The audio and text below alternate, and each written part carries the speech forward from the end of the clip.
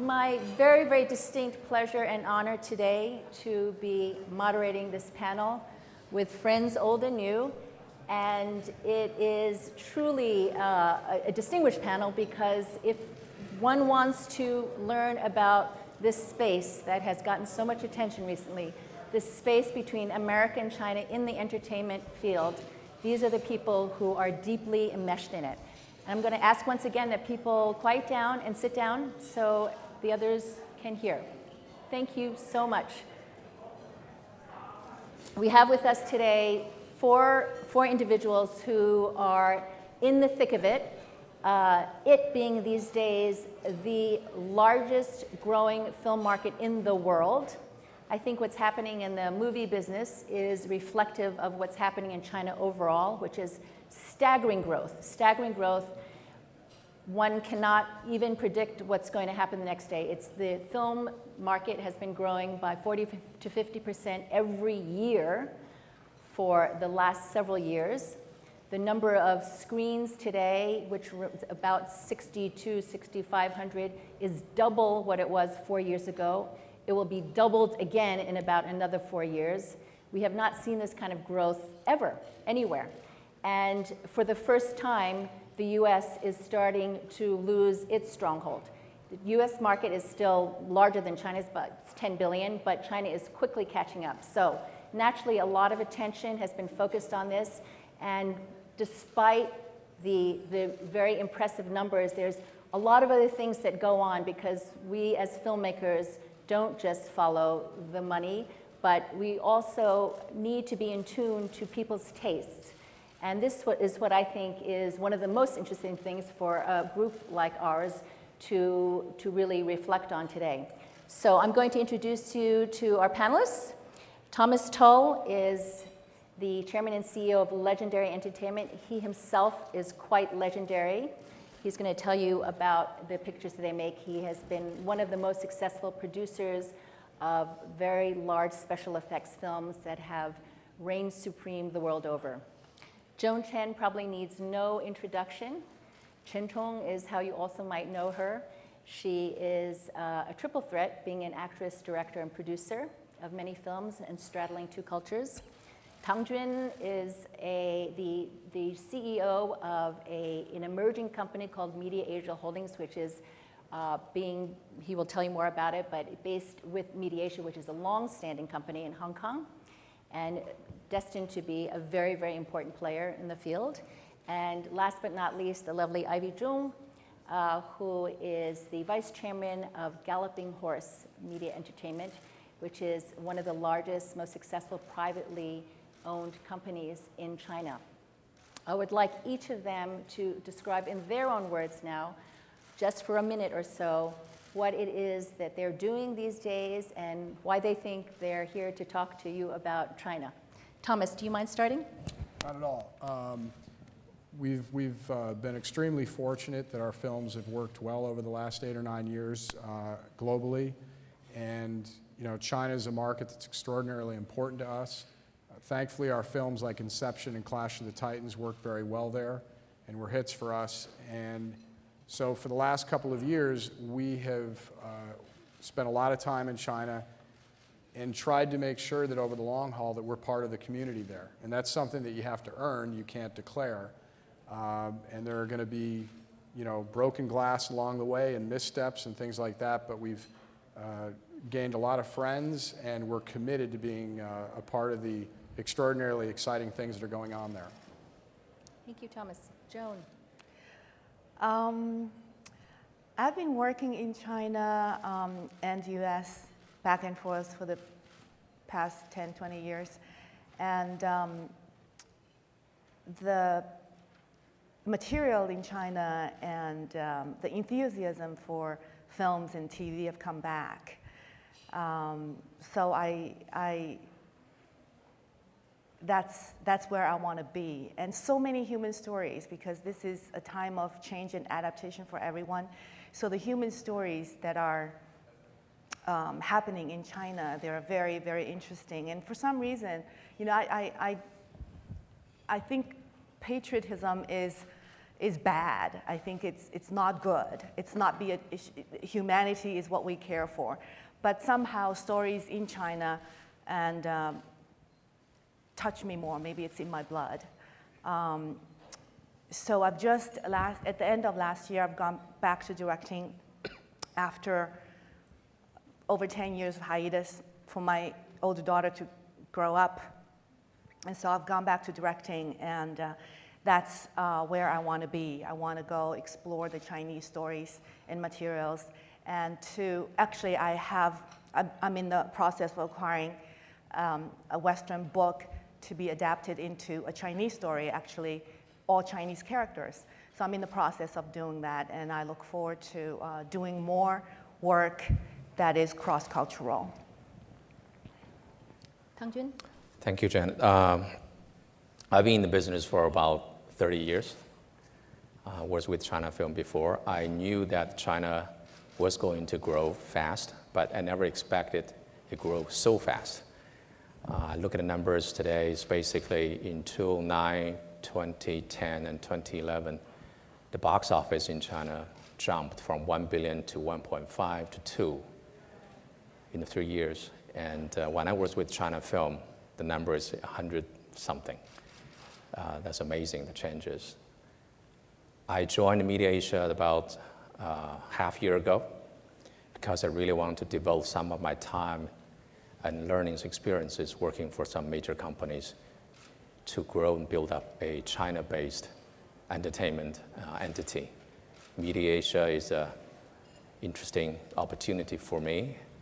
It has legacy in producing films in Hong Kong and also for mainland China. I believe a lot of people know the film Media Asia produced called Infernal Affairs, the trilogy. In Chinese called Wu Jian Dao, which Martin Scorsese's Departed is based on. And recently they produced a lot of films, including Don't Break My Heart. Currently we have a film released in Hong Kong and mainland China called Love in the Puff, #2. It's now the #1 box office in Hong Kong. Having said about film, the company has also television production, live entertainment. We do about 200 performances, live concerts in Asia on a yearly basis. And we also manage about over 100 talent. And the most interesting for me is basically Media Asia's transition from traditional media to more like a media company, an entertainment company in the digital world, because one of our largest investors are Tencent, also Alibaba and Sina, and the focus will be on mainland China. So it's very exciting. The demand is great. The supply is still not there yet. So very excited about China, and any opportunities we can work together, that'd be great. Thank you. Ivy? All right. Actually, I think Chinese film market just have several years market, because we start our business since maybe 20 years ago. That time we don't have film market at all. And so that time we was advertising company, and we buy the TV, the time from CCTV, then send them out. Then we just wait to market. Since 1998, we start our TV series business, which is most profitable part in our company so far. For example, last month I set out one TV series, 35 episodes. The margin is more than 100 million RMB, just one TV series. So our company so far do a lot of TV series. And we are just waiting to the film market. I remember 2003 or 4, a lot of PE company, the VC company come to us, ask us to do the film business. But I told them we should waiting to the right time. So we just wait. And when I finished raising the first round money at 2007, we start do the film business. And I think that's the right time. And even we don't do a long time film business, but we do it very fast. We signed Zhong and Ning Hao, who is very smart and the top director in China, Zhang Yibai, and a lot of very famous writers such like Liu Heng, the writer of the Flower, and Lu Wei, almost 10 top writer in our company, and most of them become our shareholder and exclusive. So, you know, in this area, who can create more project than who can occupy the market. So we just assign a lot of writers and directors as our asset. And after that, I totally agree with Liu Jun. And sorry. And new media is very important. So we have a new media company. Just concentrate on the such like mini video and internet TV series. Because we are advertising company, we always can get a lot of sponsor for that kind of movie, a small movie and small TV drama. And so far it's good. And we try to do more on that part because everything's changed. The TV maybe become the internet TV. And after that, we have animation company, we have the agent. And last year, before the Digital May go to IPO, I invested them, so we are shareholder of Digital May. And Chinese market developed very fast, as they mentioned. And for example, Titanic, just 1 week, already the box office already $100 million US. And most of the audience are from 90s and 80s, it's not 70s, 60s. So which means the market, the most audience is quite young. So when we make the movie, we also should thinking what they need, because what they like is totally different with us, even with just several years different, but totally different. And so I come here, I really want to learn something from some other expert, see how to see the Chinese market. Maybe we can improve. Thank you so much. I wanted to ask my first question to Tang Jun. I don't mind saying that back in the mid-'80s, Tang Jun, when I was representing a number of studios with Skip Paul, Tang Jun was working at China Film Corporation. He was the one that picked me up at the airport, escorted me, and was across the table. Back then, it was such a different time. You have worked at the giant entity in China. You have also worked at a giant studio. Now you're starting this own company, more of an entrepreneurial effort. Can you shed some light on what the differences are? In today's China, do you want to be with a private organization, or do you want to be with a government organization? And how do you make up for your deficiencies if you're on one side or the other? Thank you, Jen. I made my choice. Yes, 83, 84, I still remember Skip and Janet when they were representing the studio. We had a first round of negotiation about the revenue sharing at that time. We didn't go that far, but we did achieve some kind of deal, which is also an icebreaker for us at that time.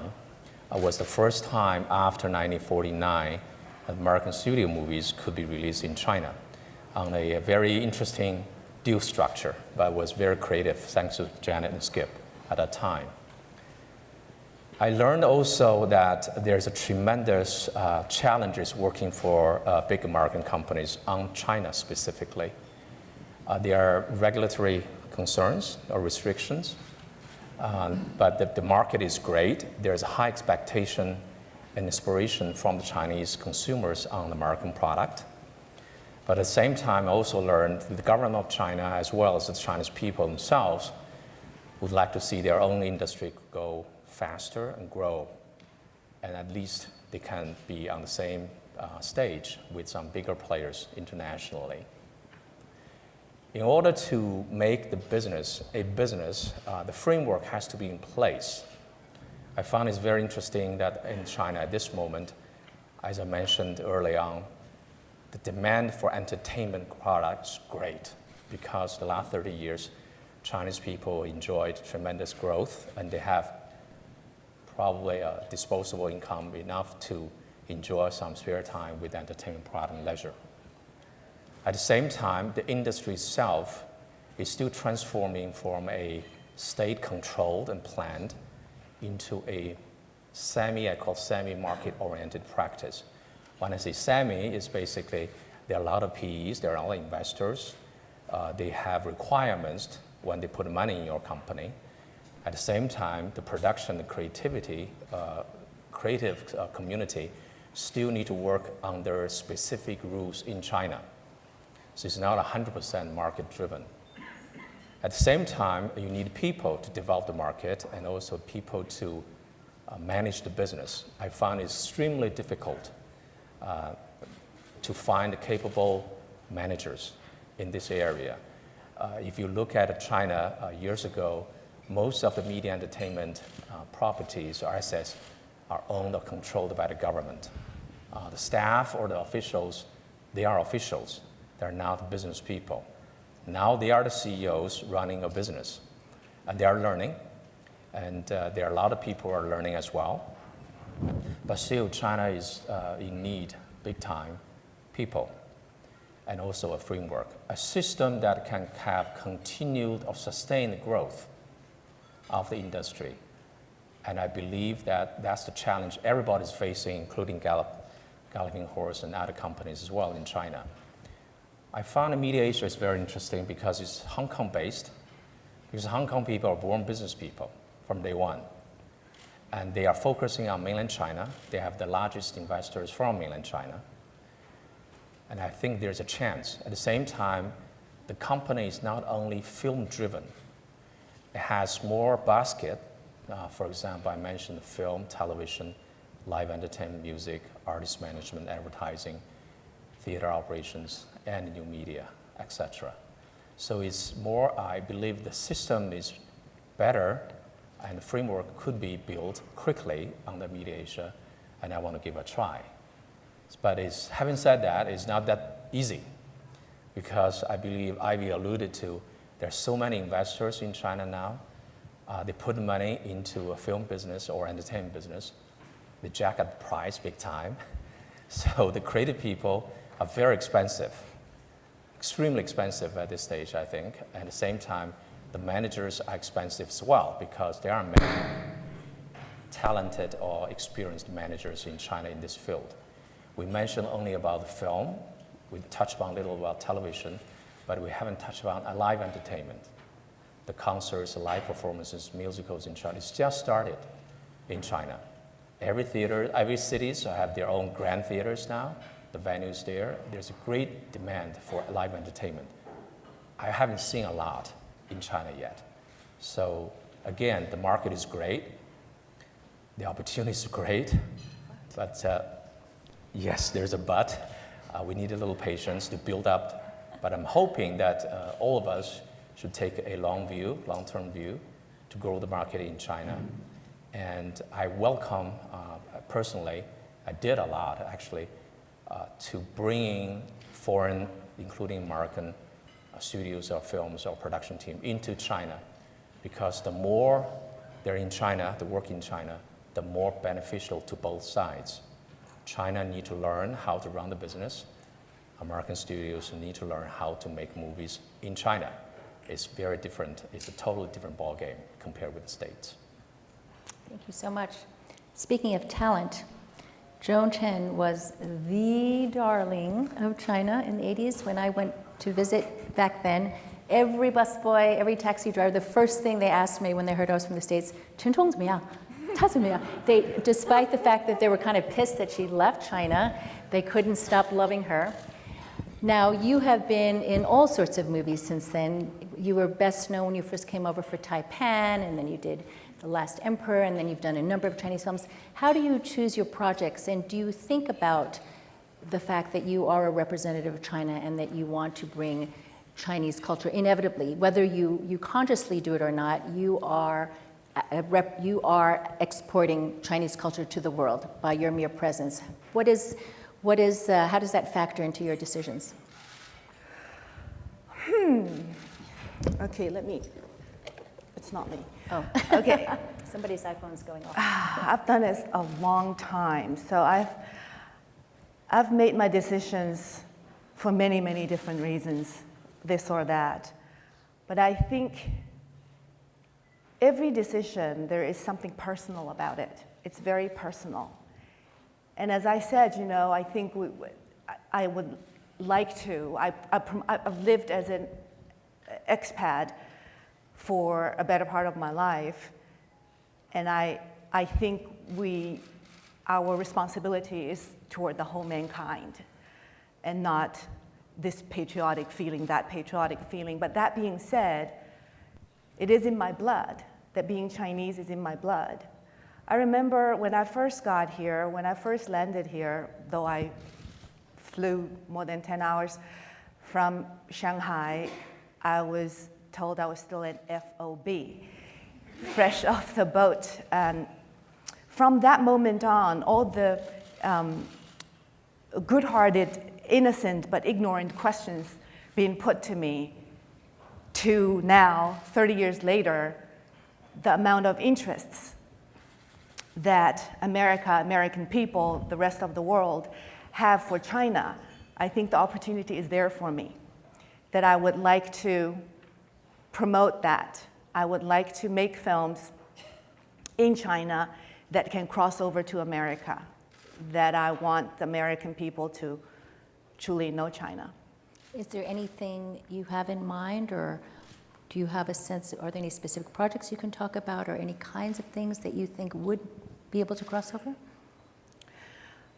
For instance, I did, the last time I directed a film was a long time ago for MGM in Lakeshore called Autumn in New York. And when I started, my older daughter wasn't even 1. And so after that, I gave birth to my younger daughter and sort of just stopped. And now they're a bit grown and I'm getting itchy and I've been looking at material. So toward the end of last year, I wrote and directed a short film for Elle magazine. And though it's short, it's half an hour. Actually, I want to consult these people. What's the best venue in China to do this? But so we're going to the festivals. So it's another glimpse of China that I want to bring to the world, and I'm actually very proud of it. And it's a warm-up for me to hopefully this year or next year to do a real picture. So as a glimpse of contemporary China, perhaps? Contemporary China, yes, yeah. I think we're on the same page about Yeah. that. Ivy, you also are obviously making content for the Chinese market, but with an idea to export. You've done ventures with international known directors and producers. You have bought into digital domains, so clearly your sights are set farther than just the borders of China. What do you see are the rewards and challenges of doing that, and how are you picking your material? 你在选什么样的那个项目，或者就是因为你又要那个保持中国市场，还有国际市场两边都有。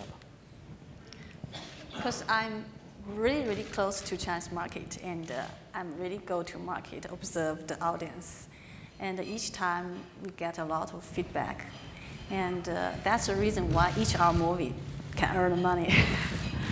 And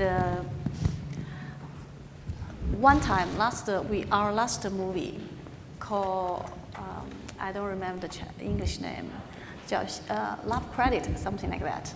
And Lin Chilin is actress, who is the famous actress. And we do the P&A really, really good. Everyone know that. But when I stand in front of the desk, in the cinema, and I see a lot of young couple working, and they said, wow, the Love Credit is coming. I like to see. But finally, they pay the ticket for the Hollywood big movie.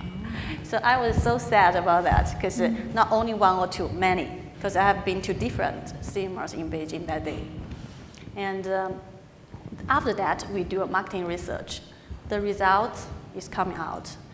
The people think, because not everybody will see the movie many times in 1 year in China so far. Maybe most of them, maybe they will choose 4 or 5. And of course, they will choose, they think it's valuable, the big one, and the Hollywood movie. And because the Chinese-made movie, you can download it maybe after 4-6 weeks from the internet. And if you want to see some visual effects, the 3D, these things, you must go to the cinema. Mm-hmm. So normally the young people, because they grow up with the Hollywood movie, so most of them will choose the big Hollywood movie. then download the movie from internet for the local movie. So that's the reason driver me invest in the digital domain. Because in China, the visual effect quality is quite low. Every movie will go out to do that part. In Korea, Japan, New Zealand, Australia, I don't think they go to here because they think it's too expensive for them. So I want to set up some standard things, develop that part. And at the same time, government very support that because we don't have. And because that, of course, we choose something the young people really like. So we focus on the big one. I think that's the reason why I'm going to sign the co-finance with the studios here. But we still need to do some movie the Chinese young people like. We also have some very successful experiences such like 失恋33天. It's a very small movie, but the box office is more than 300 million RMB, yes. So we must concentrate what they really like. So we do spend a lot of money on that part to reserve them, observe them, do a lot of marketing research, what they like. So I cannot say what kind of, I can make a decision now. We always talk a lot and find a lot of young people come to company and talk what they like. Then we made the final decision. It does seem like it's always changing. Yes. However, large special effects driven movies prevail year after year. And I think, Thomas, you decided early on that this was where you were going to place your bets. Now you have chosen to bring China into the fold. When did that light bulb go off for you? Well, two things. I mean, our audiences can decide whether or not this is correct. We make, generally speaking, big movies, but hopefully that are elevated. Nothing makes us prouder than when a movie like Inception or Dark Knight does huge box office, but also, we think are pretty good movies. And there's a couple of things that led to us having such an intense interest. One is just an overall respect for what's going on in China, and keeping an eye on that. And the second thing as it relates to film is, as I mentioned earlier, we had two films that did a lot of business with Inception and Clash of the Titans, which told us that the marketplace liked what we did, because we don't know how to make movies at this point that are either local language in China. We don't make romantic comedies. That's just not what we do. Also, a lot of people in China have told me how much they love The Hangover, but we didn't get paid for that one. That's a little bit.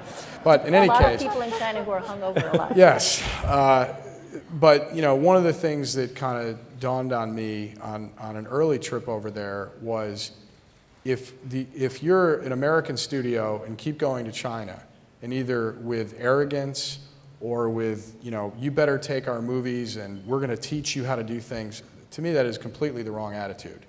The attitude is, this is an enormous opportunity for everybody, and when the Chinese market matures as a consumer of entertainment, it's going to be like nothing the world has ever seen.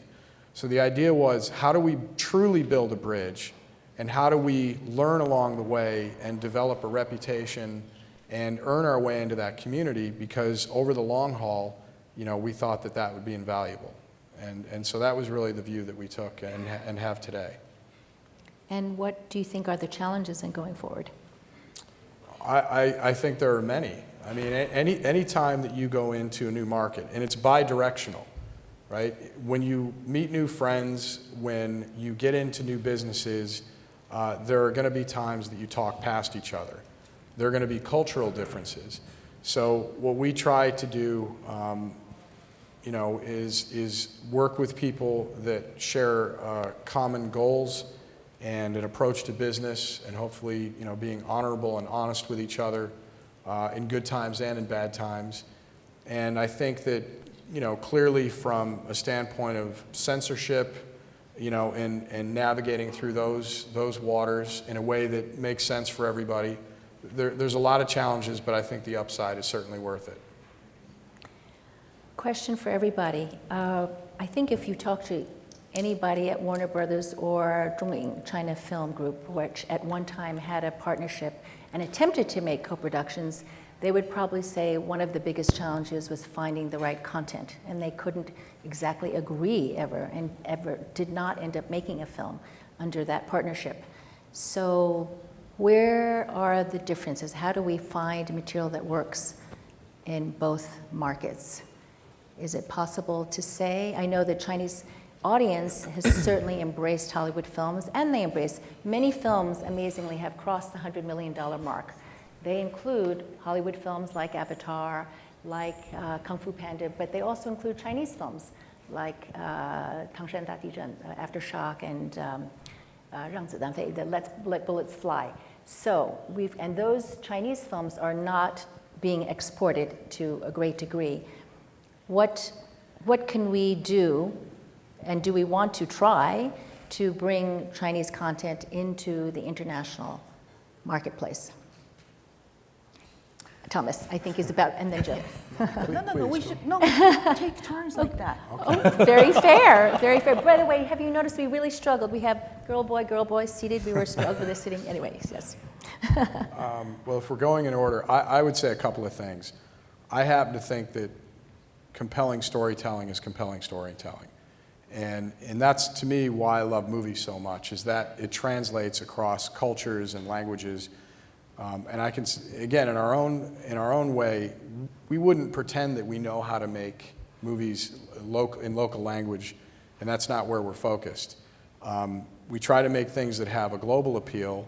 I am positive that you're going to have talented filmmakers in China who transcend, and you're able to export their storytelling.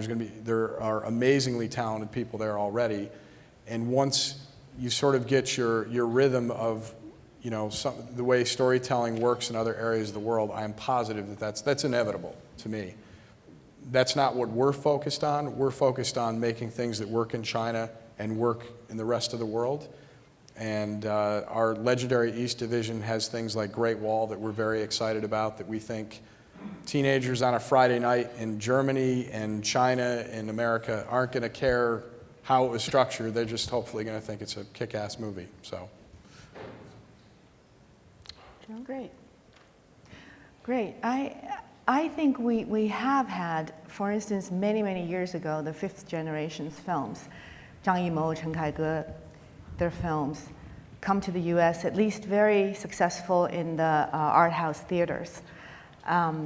There is a version of Chineseness or Chinese culture that this mainstream is willing to accept. And there is a vast array of stories that this mainstream culture is not going to accept. So lately, all the successful Chinese pictures like 让子弹飞 or War of Flowers, they do well in China, but no, that's not the version of Chineseness that people here want to see, not the mainstream audience, and offended the art house theater goers. And so there is this big gap there. And I think, especially when you put a cross-cultural story, it's even harder. Maybe in romantic comedy, it's a little easier. But in any drama, it's very hard. There is a point of view, and there is a cultural point of view. So if you tell it from this cultural point of view, people there is not going to like it. If you tell it from Zhang Yimou's point of view in War of Flowers, the rest of the world was like indifferent to it. So we're searching, we're watching and to see, what. I was about to do a film after Autumn in New York called Fusang, written by a very good friend of mine, Yan Geling. She's really hot in China now. And she wrote Flowers of War. She did. Yeah, Flower of War is based on her story. And for the longest time, we couldn't figure it out. The Chinese novel was really well loved in China, but it involved a young white teenager going to a prostitute house. That's not going to go anywhere here. And so it was a beautiful story. Then we decided that, I think people can accept an American picture. That's America. Like all the pictures that you bring to China. That's a version of America the Chinese people love to watch. And if you bring That's why they like The Hangover so much? you can't get over it. Yeah.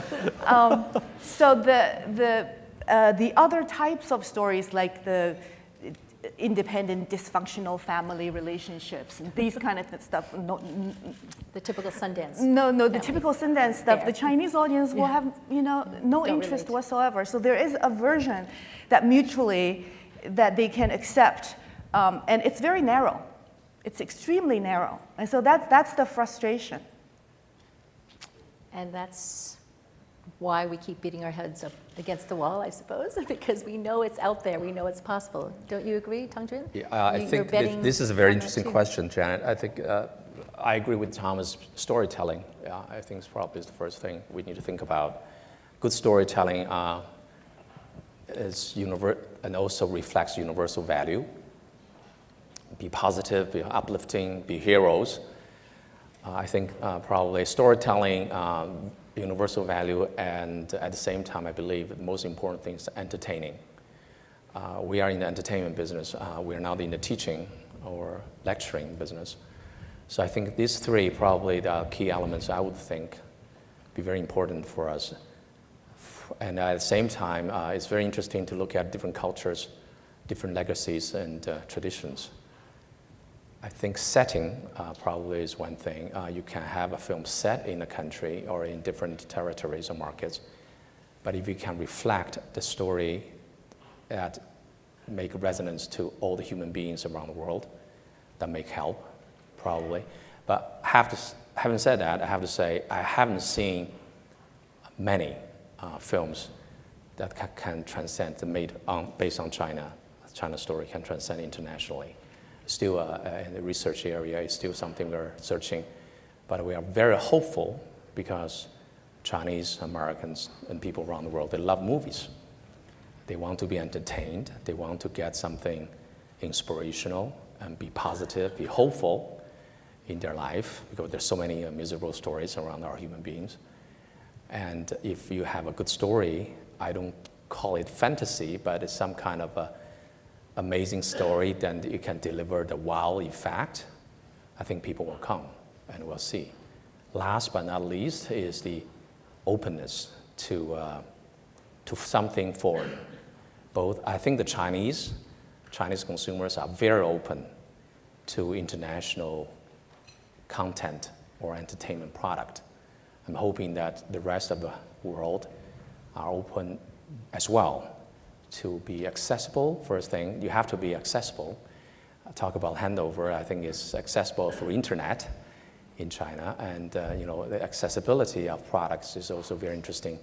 So the distributors, exhibitors, and the marketers shoulder some responsibility to promote cultures of different nations. So that's the last thing that all the business people should think about as well.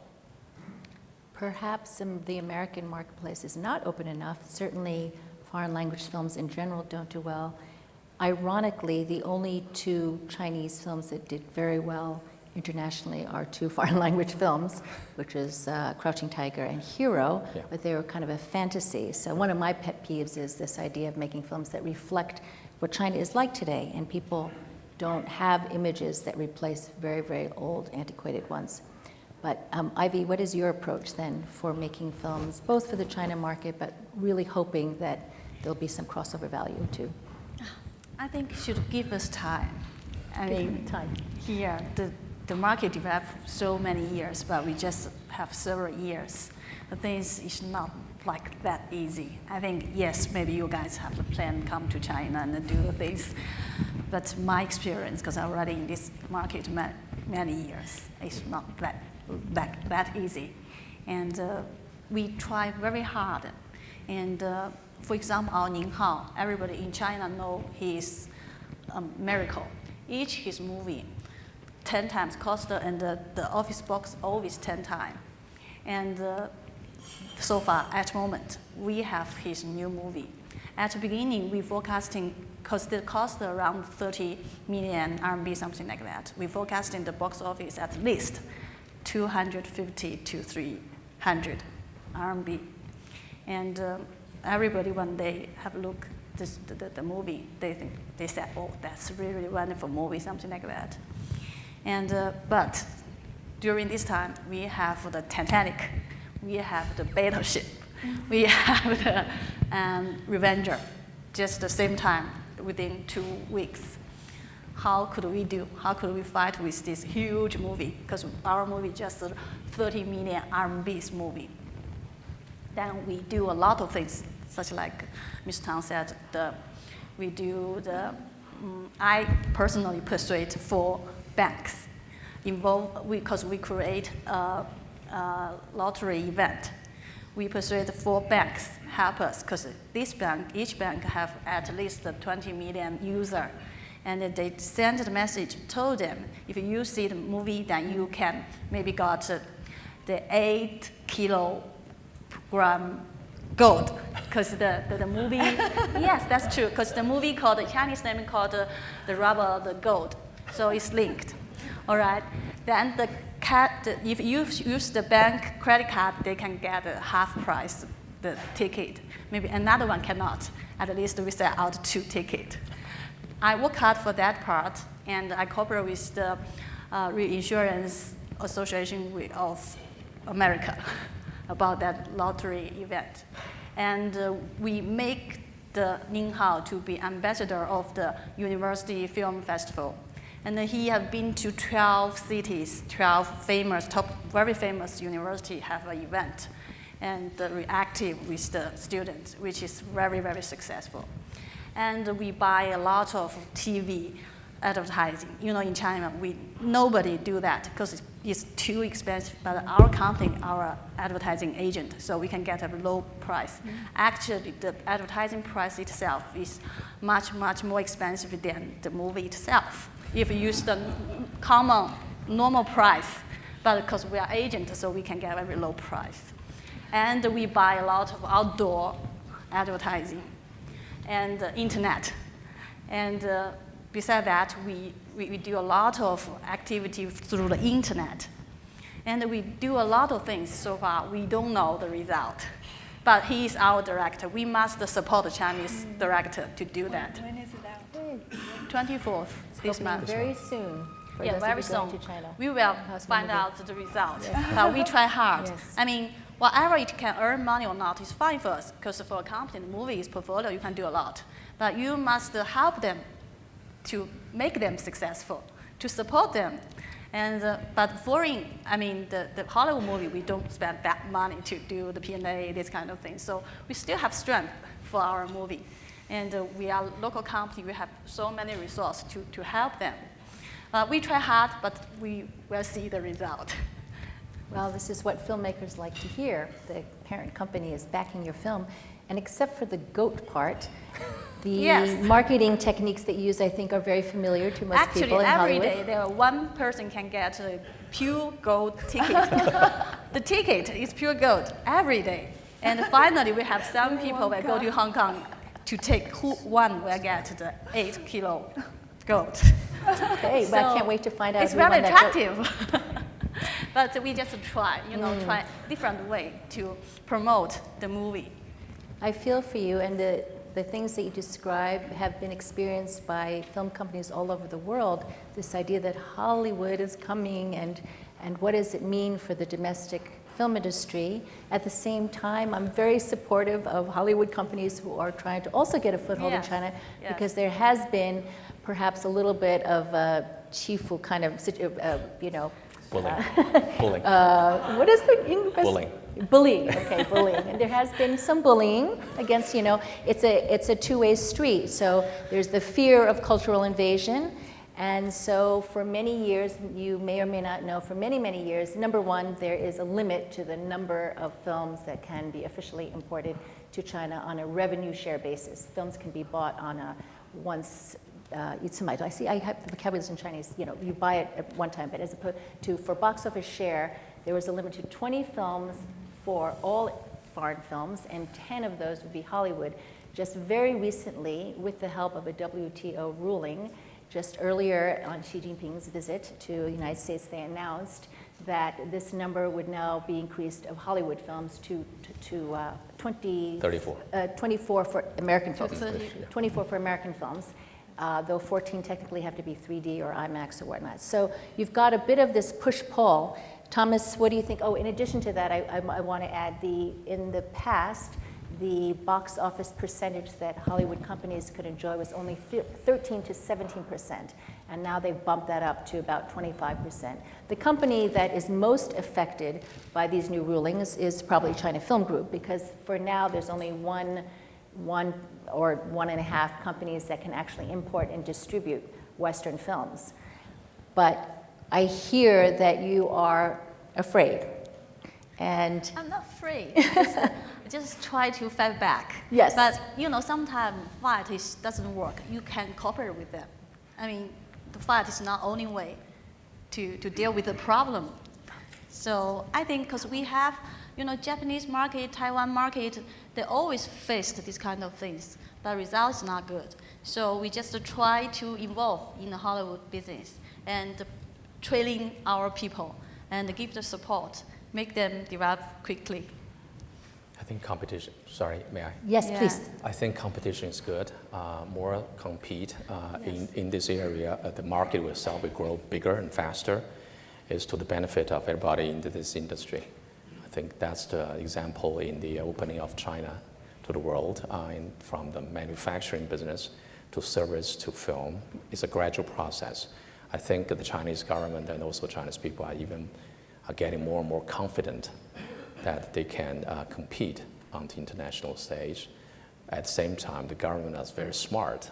They are controlling the pace of opening, particularly in the entertainment sector. I think the more, as I said, the more competition, the more exchange that take place in China, the better for both sides, particularly for China. I totally agree with that because, last 1 or 2 years, so many hot money come in this area and they drive all the price going up very quickly. And so many directors, actually, they don't concentrate on the movie. They just want to earn the money. Then there are so many bad movies coming out. So even we produce, China produce almost more than 600 movies each year. But just several can listing in the market, and most of the box office come from the Hollywood movie. So if they face to this stress, then they will think about that. They must think they should do the good movie, then can fight back. So I think that's good. And at the same time, that's the reason why I invest in Digital May, and I'm going to buy the animation company here, and I'm going to sign the contract with studios, because we must do a lot of things. Then you can help our market to go fast. We don't blame investors. We love money. Money can come in. It's the system that we need to quickly establish. I call the framework, the system, and to make a better use of the investment money at the same time produce quality films. I think quality films or quality entertainment product is critical. You have to have a quality product which represents the good value, universal value, and be entertaining. I think that's what we need to do. And we have to be patient too. Thomas, do you have anything you want to say as a final No, I just wrap up think, to this question? look, the good news is that not only is the market maturing, and I'm sure that on the other side of the equation, looking at Hollywood movies coming in, I'm sure is daunting. At the same time, it's helping to get theaters built that are state of the art, putting real opportunity to work, and all that does is grow the entire market and get people excited about going to the movies. And to me, it's good here, it's good there, but without questions, anytime you attack something like this, it's going to be complicated. But it's like, as I said, I certainly think it's worth it. I think we need to train. I'm talking about China now. Need to train our audience, basically, because you cultivate a generation of audience, and now if you cultivate them with this kind of products, then they will go for this kind of products. So you got to keep making it. this. efforts. You cultivate your own audience, basically. Yeah. I want to take some questions from the audience, and I have them right here in my hand because I'm told I have only, I'm sorry, I forgot to wear a watch. How many minutes? 10 minutes. 10 minutes. Okay. So on this subject, a good segue is, how do we begin to move away from kung fu movies? In other words, how do we move beyond stereotypes to reach general US viewers? And this is one of my pet peeves, because the last movie I just produced, Shanghai Calling, is exactly that. I said, I want to make a movie that shows as China as it is today and make it fun. How do you all feel about this? Do we, you know, in my opinion, Ang Lee 10 years ago, 11 years ago, presented a very, very successful genre to the Chinese market. And so a number of Chinese filmmakers jumped on that genre, and it's really sustained the film business for this decade. A lot of Hong Kong filmmakers have been doing that, but I also, and it's all over Chinese television. So what do we think? Do we add to the mix in what genres? How do we find more kinds of material to make in China?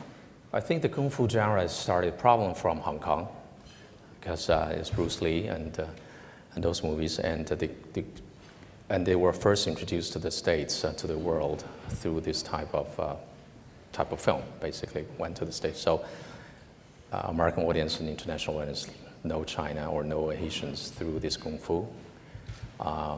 The Crouching Tiger made even more popular, and there's a lot of people following that.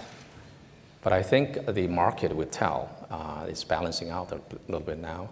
If you look at the films that we are producing on the Media Asia, there are many Kung Fu films. We invest in love stories, always, and some action movies, detective stories, with a modern technique, storytelling. And occasionally, we do invest in Kung Fu, but you know, it's marketing come and go. So I think probably you have to find stories that resonate with people. And Kung Fu is a genre, is a technique of making films. There are different ways of doing it. But I see the trend that is less this year than previous years. But I think what turns around goes around. So it's very difficult to predict. Anybody else? The other question, inevitably there is this question: how do each of you specifically deal with the piracy threat in China and abroad? I think we would feel remiss if somehow the word piracy didn't come up in this conversation, because it's always on people's lips. IPR is a big issue for any content creator, not only in China but internationally as well. I believe the trend or the direction is going into the right one. China, after 30 years of development, they are now looking at, they call create genuine IP by the Chinese, made in China, created in China. So there is a directive from the central government, from the local government, as well as from the business community, that they want to protect intellectual property rights. That goes to the system itself. We need to have piracy. There are two ways you need to do it. One is basically educate consumers that looking or enjoying legitimate content is good for you. Second, the most important is accessibility. The product has to be accessible to you instantly now, particularly in the digital world. It's basically screen on the move. Everybody has a laptop or an iPad or screens that are going with you. So accessibility, anytime, anywhere you want it, you have to make that happen to the consumers. It also has to make business sense. Second is basically good product will be enjoyed by consumers in a good way. You can't, I hope that did not say something, but it's in the right direction. It's not, I was in the industry for a long time, and there used to be the foreign companies or governments went into China, talk about and negotiate about IPR. The government of China was so funny at the time. This is my personal encounter. They were saying, you know, we spend so much time, we owned very hard on hard currency to feed our people, and the intellectual property rights should be enjoyed by everybody. And why you come in asking for money? So that was in the 80s. So now it's the Chinese government coming out saying we need to protect IPR. Because if you look at Tencent, Lenovo, a lot of the creative industry in China, they need to protect IPR in order to grow themselves. not to mention the entertainment industry, being Feng Xiaogang, being Zhang Yimou, everybody is basically coming out and saying, watch my film in theaters. But that will take a little bit of time because the habit is there. People download for free. Now I think the streamers and also the portals, they are adopting a paid system. It has to be gradual. However, do you think, Thomas, oh, sorry. Yeah, no. I was just going to ask Thomas, do you think possibly piracy, though, and having now a very, very well-educated film audience in China contributed, for instance, to the success of Inception? Having been going back and forth for decades, the movies back then could not play day and date with China. The taste was so, so different. The gap was huge. Now the tastes of the Chinese audience have come up. Clearly, you don't like the fact that people are watching Hangover without sharing some of the profits with you. However, perhaps it's a phase. I'm just putting out there, it's a phase where the piracy has contributed to that kind of film language. Inception is a very challenging film, a fantastic, brilliant film, and not one for people who were watching the films that were made in China in the 80s and early 90s. Look, I agree strongly with what June said, that frankly, this is, intellectual property rights and protecting them is going to be fundamental and core to having a successful business in China. Certainly not just for American companies. And it's a two-pronged approach. And we have the same thing here. It's not like people don't steal movies here in the States. And we take it seriously. It costs us literally hundreds of millions of dollars. And it's no different than walking into a store and stealing a disc. It's the same thing. So we take it seriously, and it's something that we hope our partners in China, continue to put high up on the agenda. I think we have time for maybe one last 1 minute. Okay. Tang Jun, you suggested the making of films in China is very different from making films in the US. How would you characterize those differences? I didn't say very different. That's a misquote. Sorry. I think the making films there's a system, first of all, in making film in China. If everybody made film in China, you will find on the set, the director's role, the producer's role, the staff roles is different than the US. Leaving that aside, the approval process is very different. Just give an example. In the US, when you make a film, you greenlight the film, you don't need to go to the US government for approval. But in China, you do. That's, I think, probably one of the single biggest difference so far between the two countries in making movies. At the same time, I know in the US, when you finish a film, the film is going to release, you need to have a rating on the film by the MPAA. But in China, you have to get approval and get a certificate before you can release the film. There is no rating system in China, so film is made for everybody in China. So that's a daunting task for all filmmakers to make sure that the film put out in China is suitable for everybody in China. That's also a very big difference from a production perspective. I think that is one more question. Oh, excellent. Ivy, how much influence does the government have on the content and type of movies you make? You mentioned something to me just the other day about more partnerships that you're having. You're doing things with the government very closely. If you want to talk about that, that might be an appropriate answer. Maybe not. For sure. It's a bit of a tough question, isn't it? Because it's not a sort of black and white situation. Government really supports us. That's true. Actually, in China, the system is different here. So you must have somebody negotiate and learn from the government. That's really important. So as a local company, of course, and the top company, the government, most of the time, they really support you. So pressure, so far, it's okay. Or encouragement. It sounds like they sometimes encourage you to get involved with certain projects. Possibly? Yes? No? Sometimes. Sometimes, yeah. Well, there's always, nobody can escape the government. How's that? Whether, one way or another, there will be approval process that you have to go through. Yes. And sometimes there'll be great support, sometimes there'll be more resistance, and so there's always that rub. I feel that yes? I think, Janet, let me add. In China, the government is, their intention is great. It's good. Basically, it's the way how to work with them. It's all about communication, working together. And I believe most of the films are made in China. The directors or producers, they spend a lot of time talking with the government officials at the various levels. It's not different than talking to studio heads here in the States and try to have them understand the film itself, how it's going to be made, what's the story. And also, the filmmakers also try to learn and understand what's on the mind of the Chinese government. Because they are looking at China as a whole, and they want to do something to give some uplifting spirit to the Chinese consumers.